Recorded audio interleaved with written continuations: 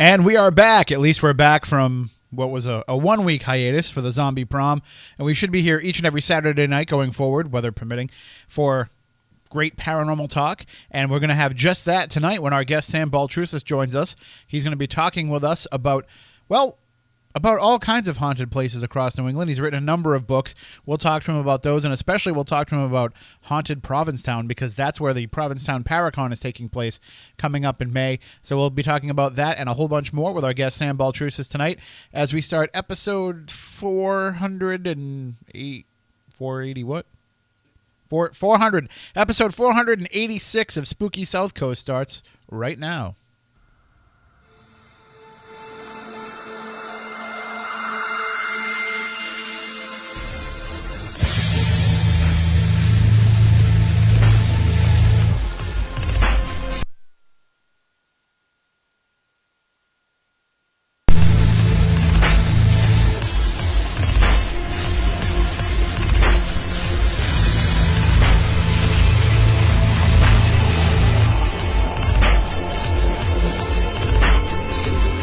Good evening and welcome to Spooky South Coast. Tim Weisberg here, along with the silent assassin Matt Costa. Just the two of us. I can't believe I just sang on the radio. But I did, because it is just the two of us tonight.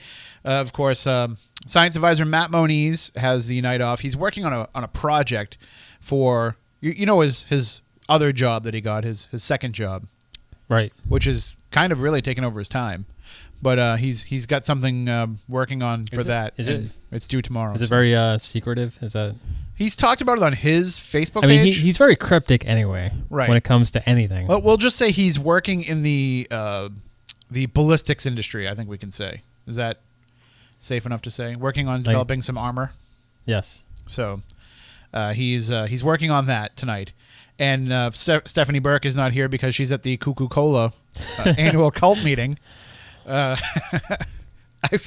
almost she put up a picture of she's at the It Works convention, which for those of you who don't know, Stephanie is an It Works distributor, and she is very successful at it.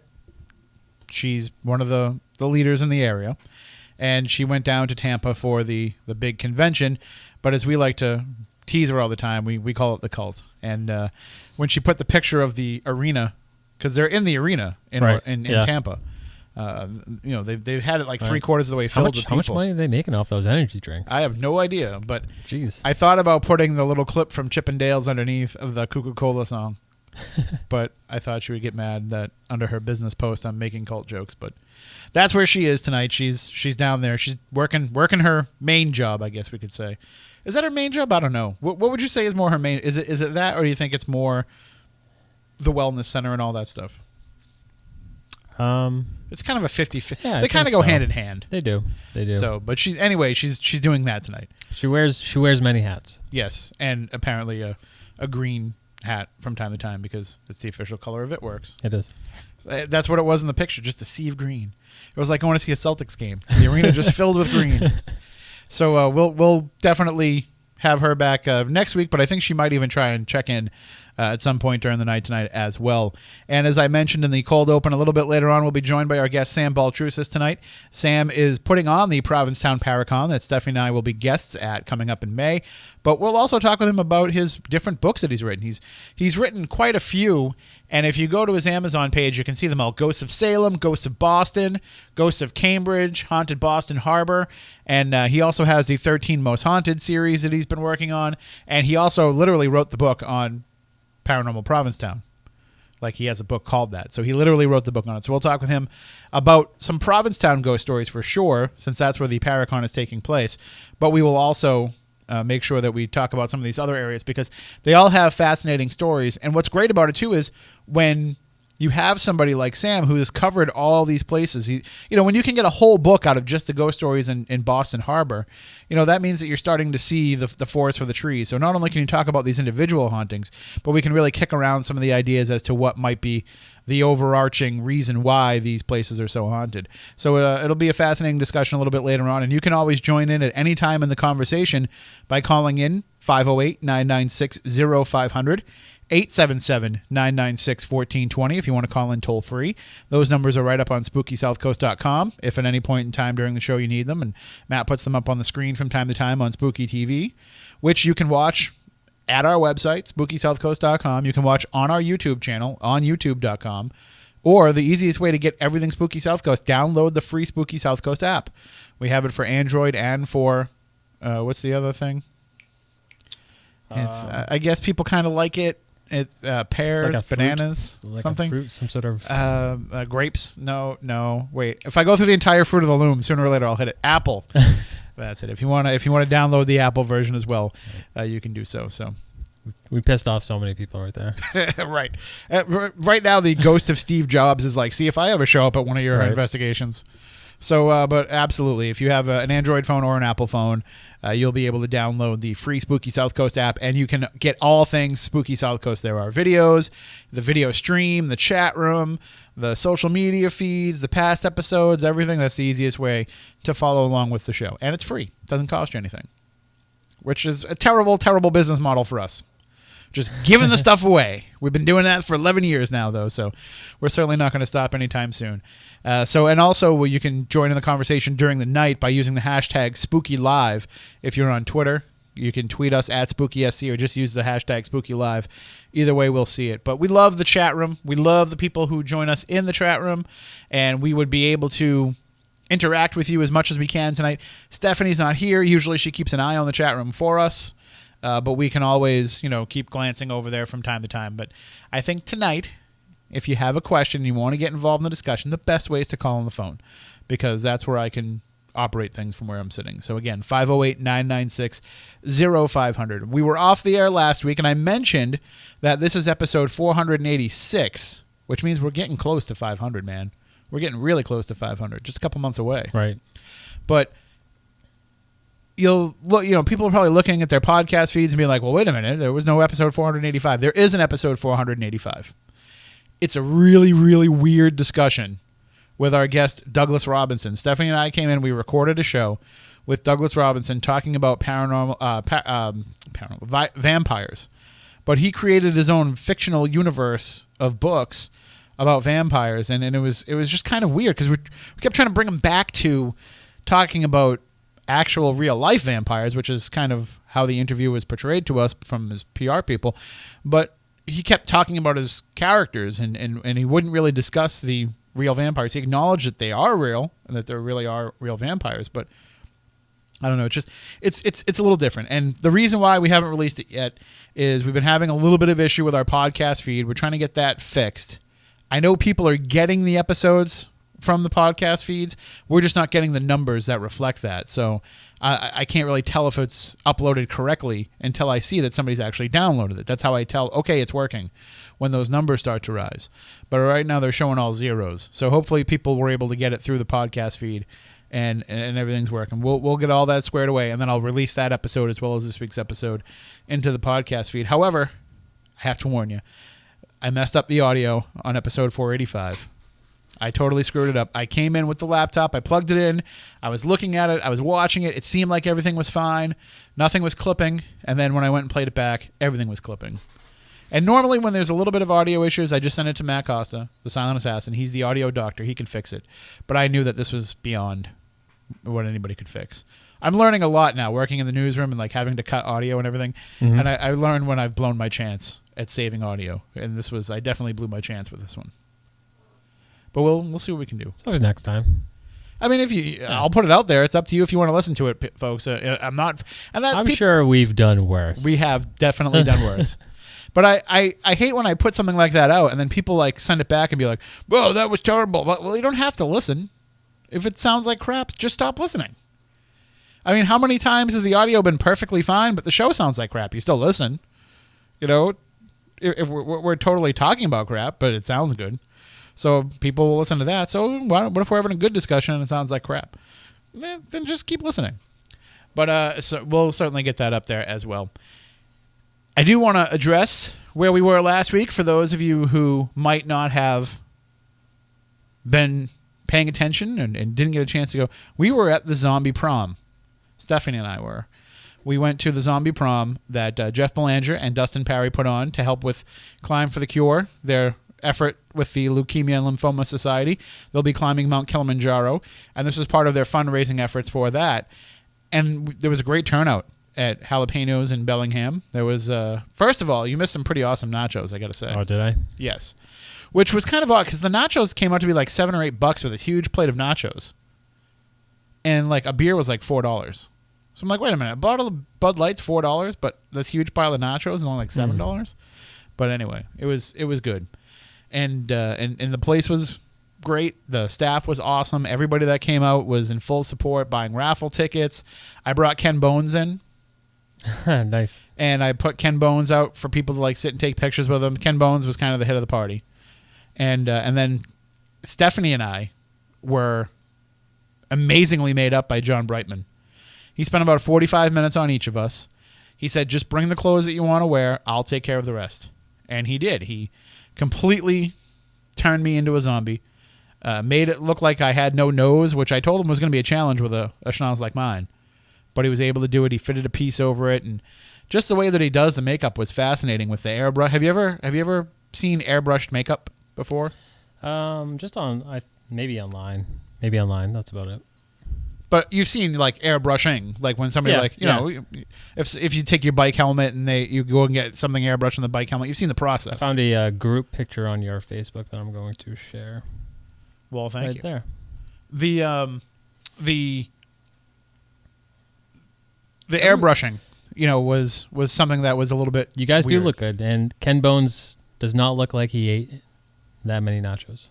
No, he didn't. He didn't really have any nachos. He's more of a margarita if guy. You're looking at the photo now, you can see, you know, I'm in the middle there with the white shirt on and no nose, and then you see Jeff next to me, Ken Bones in the middle, Stephanie and Melody Knapp was there as well, Dustin on the other side, and you know, then you see Miranda and Kim and Christina and Rose all in the photo with us, but it was definitely it was a great time. But the airbrushing was just the weird part for me. Yeah. He's literally like just spraying air in your face. So I have my eyes closed, and it was like oh, like it doesn't hurt or anything. It's just you're not expecting it. So that was kind of the hard part for me. But then, you know, it was great all night long. It lasted. It didn't sweat off. And then at the end of the night, I go into the bathroom, and I'm just peeling off the wounds and peeling off all the stuff. And I was pretty much ready to drive home. The blood was just, you know, like a corn syrup and just a flesh wound. Chocolate syrup mixture. Yeah, it was great. And it was tasty too. Like everybody's like, "Oh, that blood was dripping into your mouth all night." I was like, "It was delicious." I kept licking my lips. It tasted like a chocolate. Does he Tootsie make it Pop. out of like corn syrup or something? Corn syrup, chocolate syrup. Yep. So it's like a chocolate Tootsie Pop. That's fun. Yeah, it was good. I enjoyed it. I really I wanted to just keep wiping it off and licking it off my finger all night, but everybody told me that was gross. So I had to stop. But yeah, everybody looked fantastic, and I actually won prom king, which I did not get at either one of my real proms. So, you know, it was a momentous occasion. I want to say it meant more. I think it meant more. I think it meant more to be the actual zombie prom king than it would have been to be, you know, the prom king in high school, because it was a popularity contest in high school, really. Right. And with this, it was because John Brightman made me look so awesome. Right. And Stephanie got robbed. Stephanie should have won prom queen, but it went to somebody else who was also pretty good. I was gonna say, do you know the winner?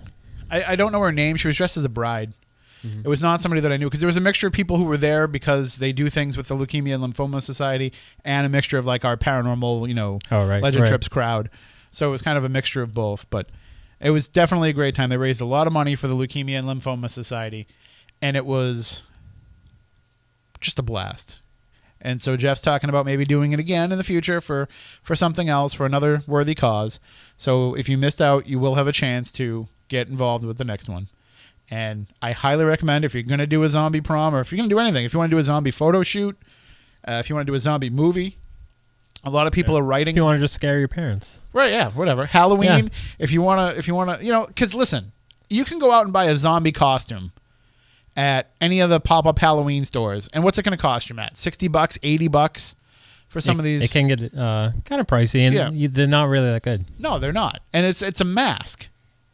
Or maybe it's a kit that you got to put on yourself that it just isn't going to come out right.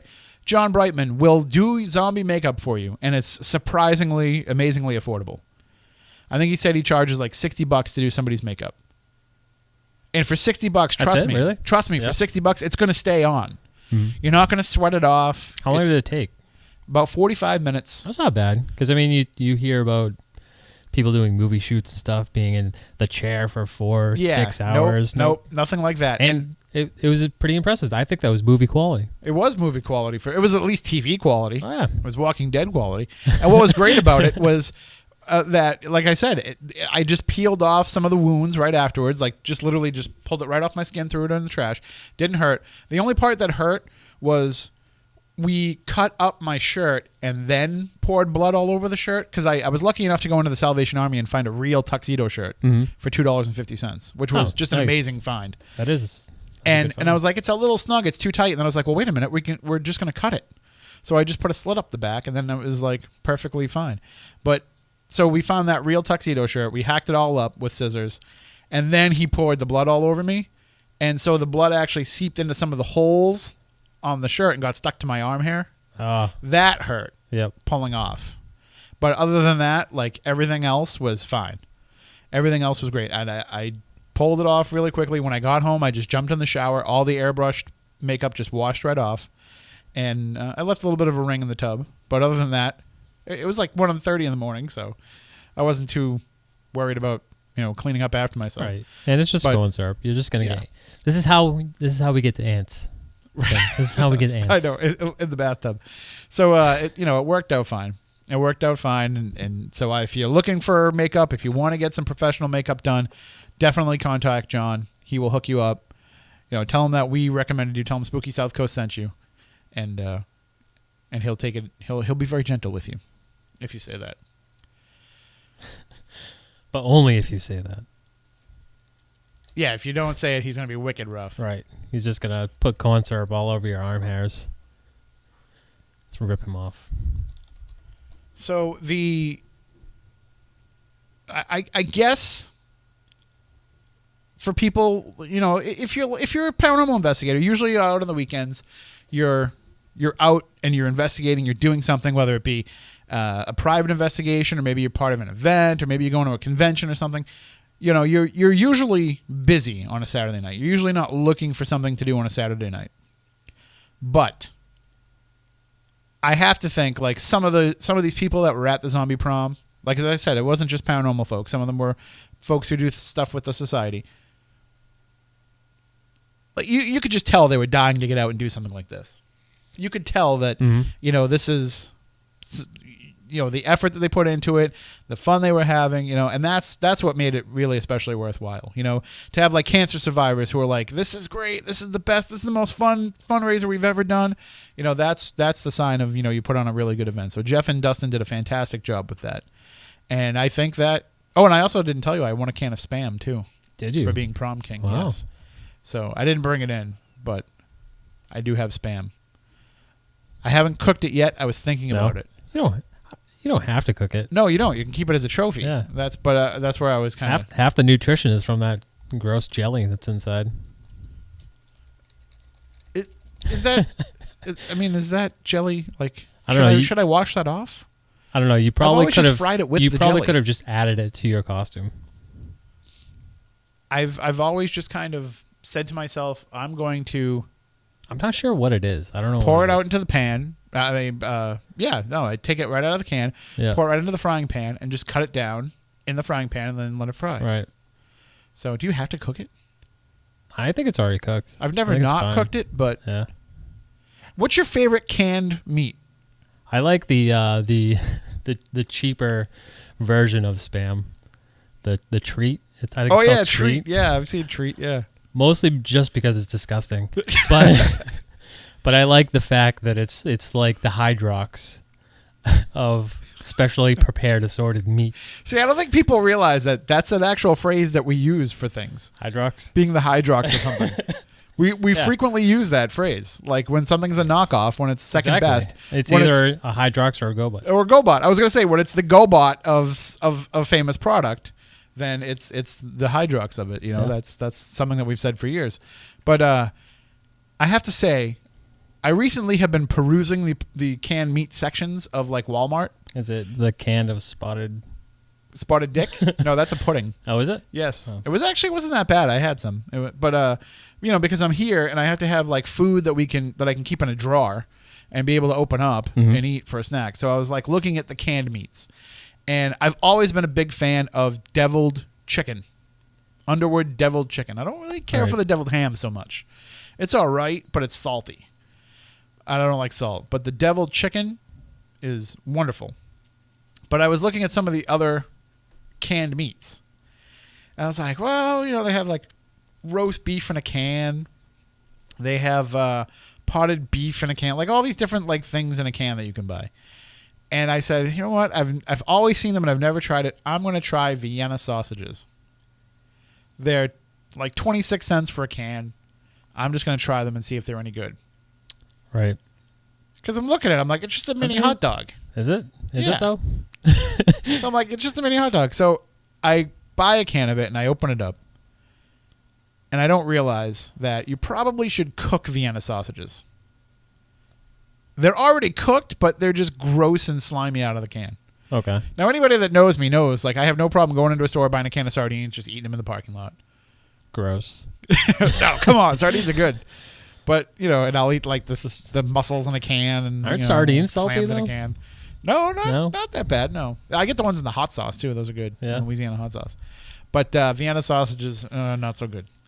So I think my days of eating meat from a can are over for a little while. So the spam might sit in the cabinet for a little while.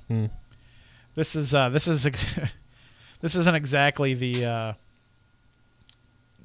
Everybody in the chat room is reminding us that Hydrox came first. Did it? Did it though? Did it really? This is just a Wikipedia search away, but still. Or name your source. It better not be the Daily Mail. I still want to stick with Oreos being the best. Whether or not they were the first, it doesn't matter. They're still the best. That's true. Hydrox aren't that bad. The dollar store version of Oreos, though, terrible. The ones that have like the chocolate and vanilla sides, no, terrible. All right, well, I'm going to have Matt get our guest, Sam Baltrusis, on the phone. Don't you get those for paranormal events? I usually don't buy those ones. Okay. No, I only buy the good dollar store cookies for our events. Nice. The chocolate chip ones I think are good. They're crispy. The oatmeal raisins I like, and I have to get the Fig Newtons for Jeff. Most of the time we have the Fig Newtons and they don't even make them out in Who doesn't fig love bars. fruit and cake? Fig bars. Because they're from the dollar store, so they're fig bars. And sometimes I get the fudge rounds with the the stripes on them. Those are good too. All right, well that's enough cookie. It's enough snack time, I guess. Yeah, it seems to be every show now. We seem to have a little bit of a snack thing, but that's all right because that's what paranormal investigators do. They go out and they buy snacks. They need snacks. They need fuel, and that's our job here is to kind of review the snacks for people to be able to help them know what it is that they want to eat when they're out on investigations. And if you are going out for an investigation and you need a snack reference, you can always just hit us up, spookycrew@spookysouthcoast.com. You can find us on Twitter @SpookySC or find our individual Twitter accounts and just ask us for suggestions. Tweet us a picture of the snack aisle and say, what should I go with? And I will never steer you wrong when it comes to snacks. All right. Why do I know that John Tenney actually knew this information off the top of his head? He did not have to search for it. Hydrox 1908, Oreos 1912. So it took 4 years for them to get it right. It took 4 years for it to be perfected from the Hydrox to the Oreo. But I will certainly... And also, while we're still in the snack mode here, I got to say, I am not a twist and lick and then dunk person. I got to dunk the whole cookie in, right? And I got to put it in just to the point where my fingertips are in the milk. And then let it get real nice and soggy. And then pick it up and pop it in my mouth. I thought we weren't talking about cookies. But John Tenney provided us with the information in the chat room. Did he? And I know that he probably just knew it off the top of his head. I'll have to go back. And he says canned meats are haunted meats. I'm totally sneaking a whole bunch of Vienna sausages and 1908 and potted beef and roast beef in a can and Spam, all that stuff, onto the cruise this year. You know what? Hydrox tastes like they were made in 1908. Oh, they still they still taste the same way they did the day they rolled off the assembly line, just 109 years ago. All right, well, joining us on the line now, we have our guest for tonight, author Sam Baltrusis. He's the author of many books. He is also the host of the 13 Most Haunted Countdown radio show as well, which recently just launched. And he's also putting on the Provincetown Paracon coming up this May, and we're excited to have him on the show for the first time. Good evening, Sam. You with us? Hey, Tim. How's it going? Oh, we are spooktacular, as we say here. How about yourself? I'm spectacular as well. And so we were just talking about snacks, about what snacks we want to bring on investigations. Do you have kind of a go-to snack for when you're going to be spending all night in a haunted place? Yeah, definitely gummy bears, and also Vienna sausages as well. But you got to cook the Vienna sausages, I would assume. I know, I heard about that. So everybody's telling me in the chat room, like, you have to cook at least just enough to get the gelatinous stuff off, you know? So the good thing is, though, you find different things that fuel you when you're out there and you're doing these investigations. You find what it is. Gummy bears are always popular. You know, Jeff Belanger always has the Swedish fish. You know, everybody has kind of their go-to thing, and it becomes part of the thing for everybody else that's involved. And that's what I like about it is, you know, I don't have to be the only fat guy. By the end of the investigation, I'm going to get everybody picking out on these snacks too. But you have quite a number of, we were talking earlier in the show about how you've written quite a number of books and been able to find a lot of stories that you can fill an entire book with of just a small place. You know, instead of writing about 20 towns and putting it into one book, you're able to take one town or one region, one little area, and be able to come up with all these chapters of it. Do you find that in New England, you're kind of spoiled by having all of these great areas with such a rich paranormal history? Yeah, absolutely. I mean, that actually, I think you and I worked with the History Press was my first book, Ghost of Boston, and I wanted to do multiple locations, like outside of Boston, but they wanted me to stick to one location, which is kind of what got me started with focusing on a specific area. And I found that I am spoiled. There's so many locations in each of the cities that I write about. But of course, I write about like Boston, Salem, and Provincetown, which does have a large number of haunted locations in a small area.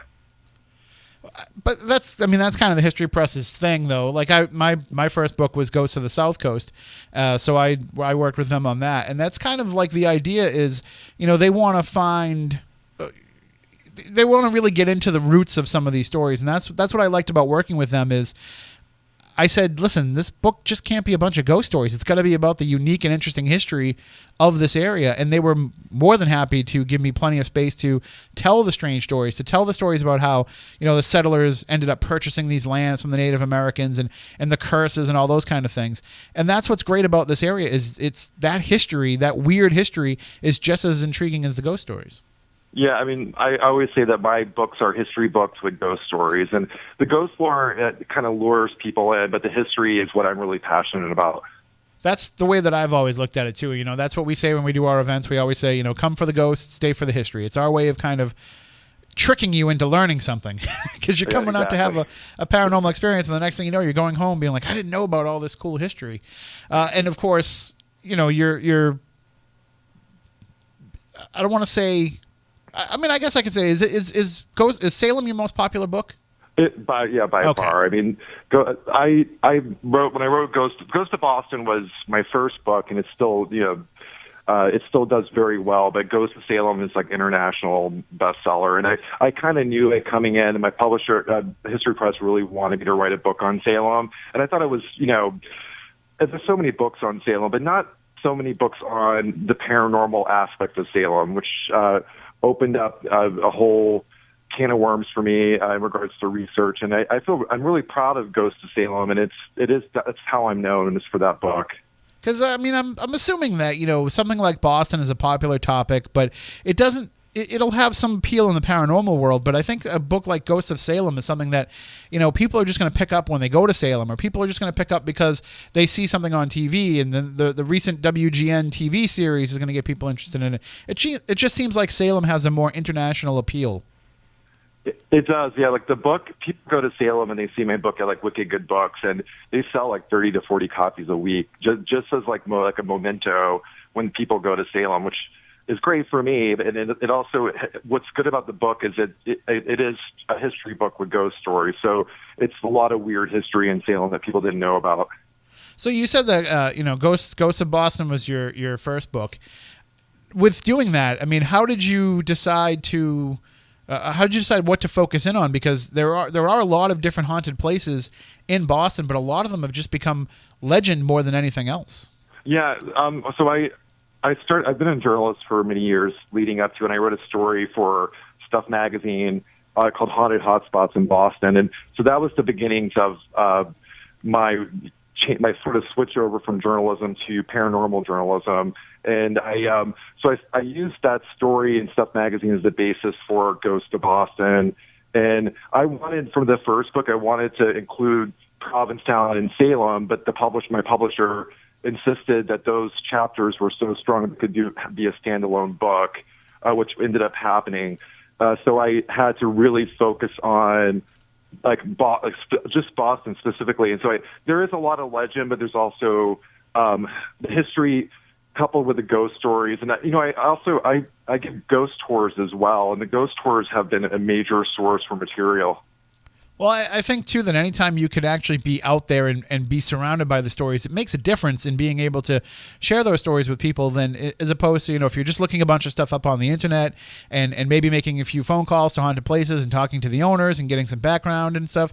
I think actually being there and actually getting to experience them comes across on the page to the reader a lot more than if you were just reporting on them. So it's a little bit of gonzo journalism when it comes to having to write about these haunted places. Yeah, I'm really big about going out in the field and doing immersion journalism when I write these books. And Ghost of Boston, and it started because I was working on a ghost tour called Haunted Boston before I wrote Ghost of Boston. And then every time I write a book, I usually launch a ghost tour. So if you see me at a ghost tour, then it probably will turn into a book someday. Well, but that's what people like, though. They like to be able to go on these tours and hear the stories and experience them, but then they're trying to remember the story, they're trying to share the story with somebody else, and the book almost becomes a nice companion piece to it, a nice way to kind of go back, and also you can get a little bit deeper into the story as well. Yeah, and the people that go on my tours end up in my books too, which is kind of an added bonus. Well, that's always the fun part is, when you're taking somebody out on a tour. I've seen it happen on some of the ghost tours that I've been on where people, they just want to go and they want to hear about the stories. They don't realize that by the end of the tour, they might be one of the stories. It happens all the time with my ghost tours. and our friend Jeff Campbell runs the ghost tours in Plymouth, and he does them a different way where he actually gives people investigative equipment when they're out on the tours and says to them, like, here, you're not just going to hear these stories, you're going to try and experience these things for yourself. And he says that, invariably people are always, having experiences on it. And what's great about that is, like you said, it gives you another story to tell, but it also gives more validity to the stories for the next group too, because you can say, hey, just the last tour, somebody had something happen. Yeah, so most of my tours are just general walking tours, but I did run a tour in Salem that was an investigation tour, and it was so difficult to have the investigation go on in Salem, especially in October, because it's so busy in October. So I have done the investigation, and I prefer to keep the tour separate from the investigation tours because I think that it's just so difficult to have 60 people in your tour and have them all touch the equipment. Right. And especially too, where you don't know what people's level of familiarity is with it, and I always love when we do events and I hand somebody a K2 meter, and immediately they just start swinging it all around in the air like it's an Egon Spengler PKE meter. It's like no, hold still. Every time you shake it, you're causing that thing to go off.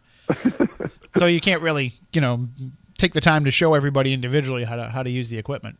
Yeah, and I think that it would be really good to have, like with the Provincetown Paracon, maybe have a session where we do kind of go over the equipment before the investigation, to kind of give people the basics if they don't know how to use the equipment. And I think, and I'm sure that you're like us too. I mean, anybody that's really in this field, you're not independently wealthy. You're not getting a big research budget from anybody to be able to go out and buy. Some of the TV shows that you've seen some of the more fancy equipment on those. That's because they have a budget for that. They have money set aside for that. Actual investigators are just buying this stuff out of their own pocket. They don't have money to go spend $10,000 on a FLIR camera. But we find ways, and we find ways to figure things out on our own, and flea markets and yard sales and thrift stores become our best friends. Yeah, I'm really big about finding hacks and showing people how to do paranormal investigating hacks when I do my investigations. I'm going to actually just grab something that's behind me for the cameras of Spooky TV. Hang on. Okay. This is something that I picked up at the Kmart here that's going out of business, the one right by the studio. This was all the rage this year at Christmas time for all the lazy people that didn't want to actually go out and string up lights, which I can say that because my wife does that. I don't have to do it. So, but all the people who go out and are looking for the easy way out to decorate their house, they came out with these laser projectors that you put in your front yard. And you plug them in, and you shine them on your house, and it makes your house look like it's covered in Christmas lights, but in actuality, it's just this little thing plugged into your front yard on a stake in your grass. And they had them for sale over there, and everything's like 20, 30, 40% off. So I picked one up. So for $14, I basically have a plug-in laser grid now.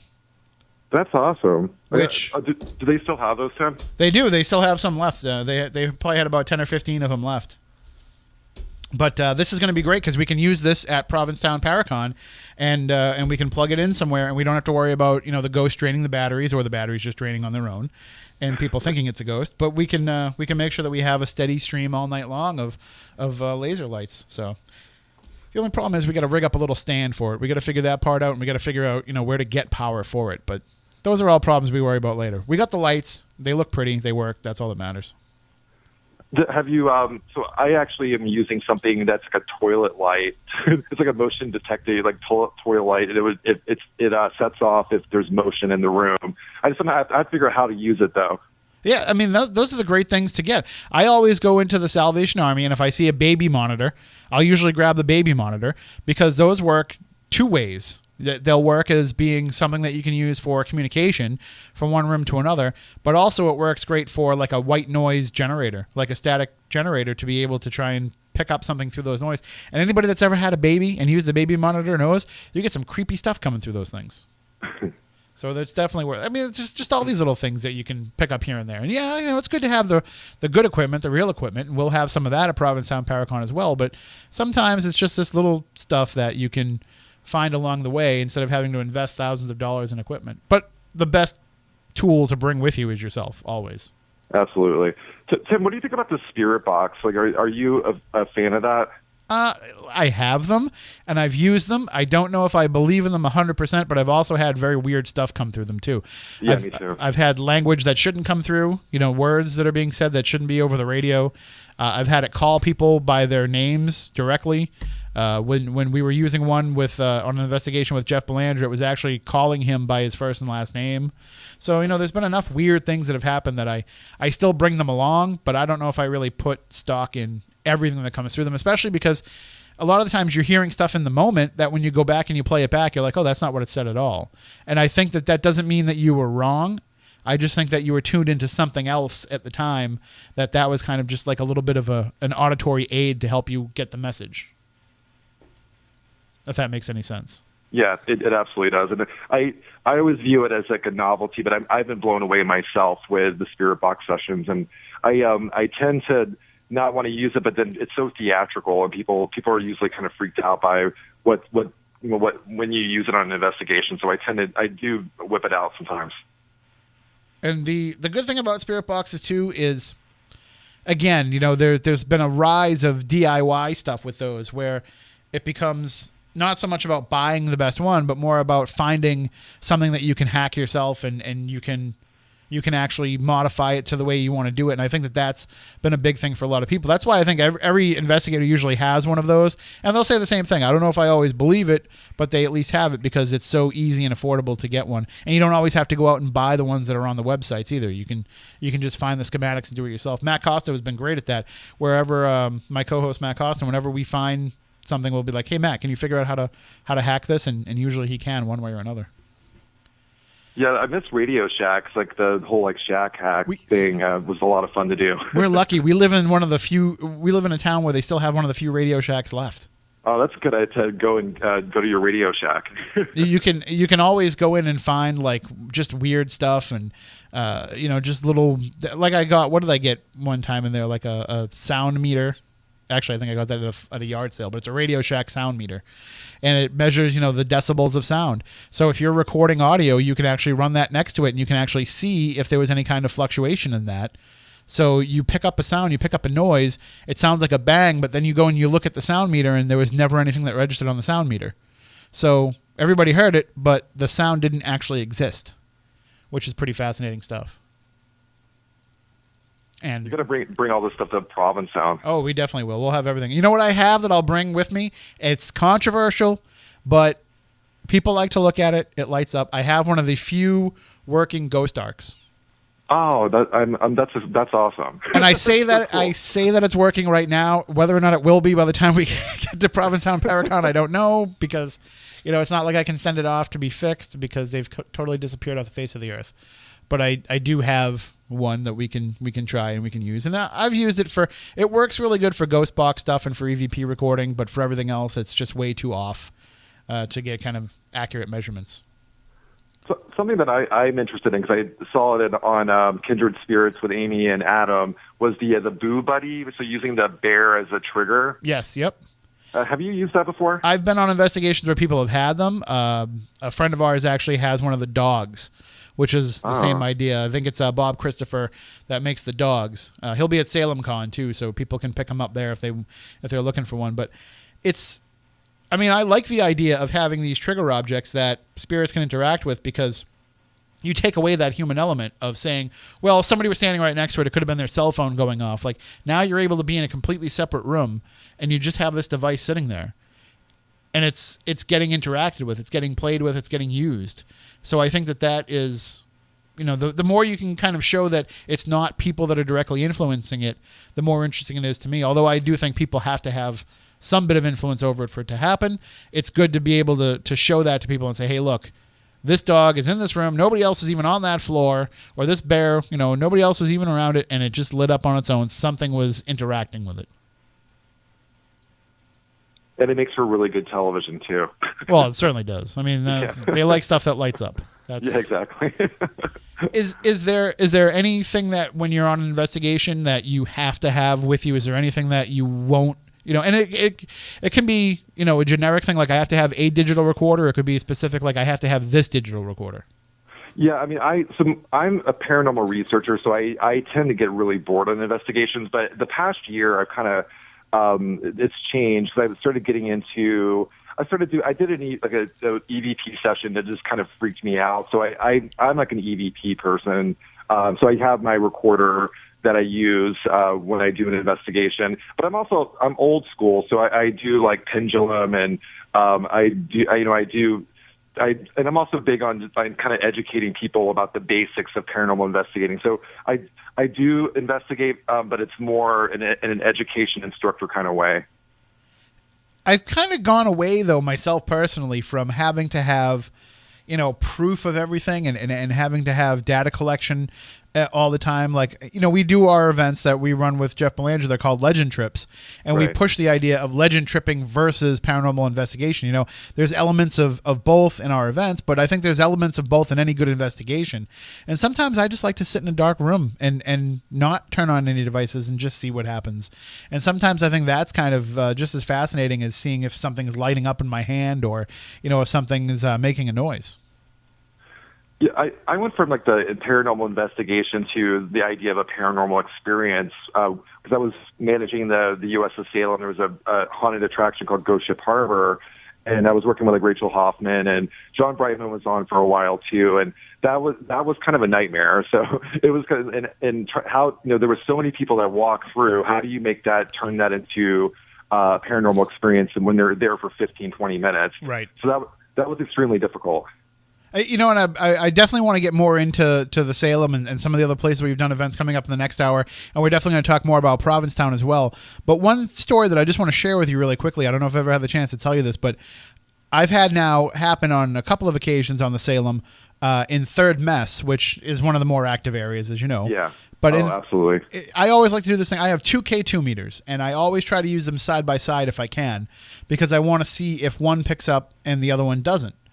Because, if you have two side by side, it's probably not a fluctuation in the atmosphere, because both of them should pick it up in theory. So I try to use both with maybe like a foot or two in between. So we have them on the floor of third mess. And the second to last time I was there, they were going crazy, and it was very interesting. So the last time I was there, I was with Karen Tatro for one of her events, and I said, let's try this again and see if we get the same results. So we put them down. And sure enough, we're getting these fluctuations, and it's not a constant, so it's not like there's an electrical line running underneath. And so we leave them out there, and somebody happened to have a laser beam, not a laser grid. He thought he was ordering a laser grid when he ordered this thing online from China, but in actuality, it's just a solid green laser beam that was so powerful it could light a cigarette. I mean, this thing, and when he put it across the room, like you didn't want to walk through it because it was warm. So he puts this laser beam across the room to try and see if anything disrupts it. So I say to him, hey, when those K2 meters are going off, point the laser beam across them on the floor and see if anything breaks up the beam.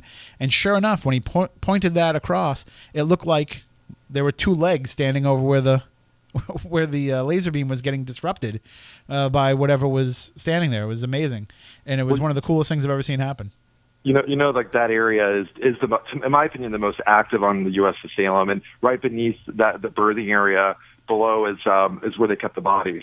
Yes, yeah, and that's why I always tend to go toward that direction. Actually, and my other favorite area is what's it, Anchor Windlass? Is that the name of the area? Yeah.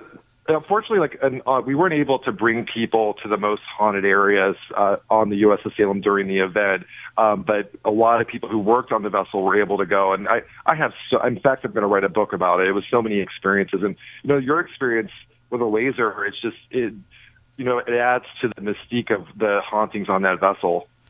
I love the Salem. I love the stories. I love being there. I love investigating it. But there's always a challenge when it comes to doing an event or doing an investigation on the Salem. There's always some sort of monkey wrench thrown into the plans. Yeah, like our monkey wrench was the day before we launched. There was a lot of rain. That was a major monkey wrench. But the fire department said we could not bring people on beneath on the second deck or the decks below. So we were screwed. We had to basically turn, something that we've been working on for an entire month and restructure it in a day. So that was our huge monkey wrench, was the fire department. It just seems that way. There's always something. The last moment that I had on an investigation on that ship, it was last May, was down in one of the museum rooms where they have all the mannequins set up. Yeah. And at the end of the night, I swear those things were doing something. They to the point where I was like, okay, now I might even be getting a little bit scared, because it just you could tell like something was happening with those.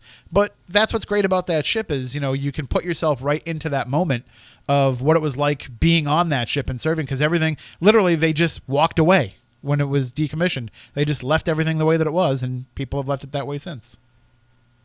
Did you encounter the area that?